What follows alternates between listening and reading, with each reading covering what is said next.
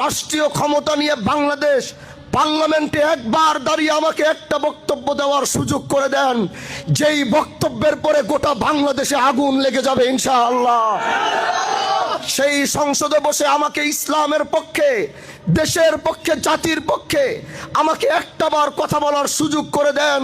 সেখান সেই জাতীয় সংসদ যেখান থেকে বাংলাদেশের আইন প্রয়োগ করা হয়, সেখান থেকে ইসলামের যে ঘন্টা বাজবে, সেই ঘন্টা বাংলার 84,000 গ্রামে পৌঁছিয়ে যাবে ইনশাআল্লাহ।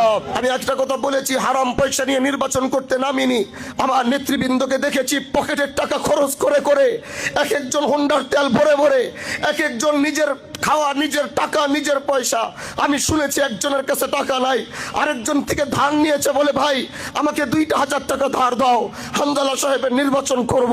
তার এই ন্যায়ের ইনসাফের আওয়াজ তুলবো, দরকার হলে পরে অটো চালায় তোমার টাকা তোমাকে পরিশোধ করব। কিন্তু তাও আমি তার জন্যে আমার জানমাল দিয়ে খরচ করতে চাই। আরে এটাই তো সত্য কথা। হারাম পয়সা দিয়ে নির্বাচন করতে নামিনি। এদেশের গরিব খাটে খেটে খাওয়া মানুষের হালাল পয়সা দিয়ে, নিজের ঘামের টাকা দিয়ে নির্বাচন করতে নেমেছি। এজন্য আমরা এরা বিশ্বাস করি, আল্লাহ জাতির মধ্যে, শিবচরের মানুষের মধ্যে, মা বোনদের মধ্যে, যুবকদের মধ্যে যেই ভালোবাসা সৃষ্টি করেছে, যদি উনি আমাদের উপরে রহম করে, যদি উনি আমাদের উপরে দয়া করে, যদি উনি আমাদের উপরে রহম আর দয়া করে, ইনশাআল্লাহ আগামীতে এই শিবচর থেকে ইনসাফের বিজয়ের ঘন্টা বাজবে, যেটা গোটা বাংলাদেশ কাঁপিয়ে তুলবে ইনশাআল্লাহ।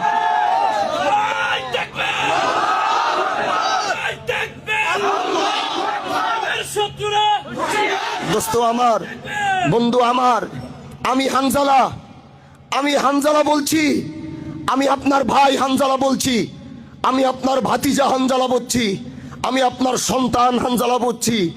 যদি সামান্যটুকু আস্থা এই হানজালার উপরে আপনাদেরকে থাকে, এতদিন তো সব কিছু দেখেছেন, একটা বার শুধু আমাকে দেশ ও জাতির জন্য কাজ করার, রাষ্ট্রীয় ক্ষমতা নিয়ে বাংলাদেশ পার্লামেন্টে একবার দাঁড়িয়ে আমাকে একটা বক্তব্য দেওয়ার সুযোগ করে দেন, যেই বক্তব্যের পরে গোটা বাংলাদেশে আগুন লেগে যাবে ইনশাআল্লাহ। সেই সংসদে বসে আমাকে ইসলামের পক্ষে, দেশের পক্ষে, জাতির পক্ষে আমাকে একটাবার কথা বলার সুযোগ করে দেন। সেখান সেই জাতীয় সংসদ যেখান থেকে বাংলাদেশের আইন প্রয়োগ করা হয়, সেখান থেকে ইসলামের যে ঘন্টা বাজবে, সেই ঘন্টা বাংলার 84,000 গ্রামে পৌঁছিয়ে যাবে ইনশাআল্লাহ। এজন্য আল্লাহ পাক যদি আমাদেরকে কবুল করে, আমরা ন্যায় ইনসাফের পক্ষে লড়বো। শত্রু যদি হয় আমাদের কাছে, সে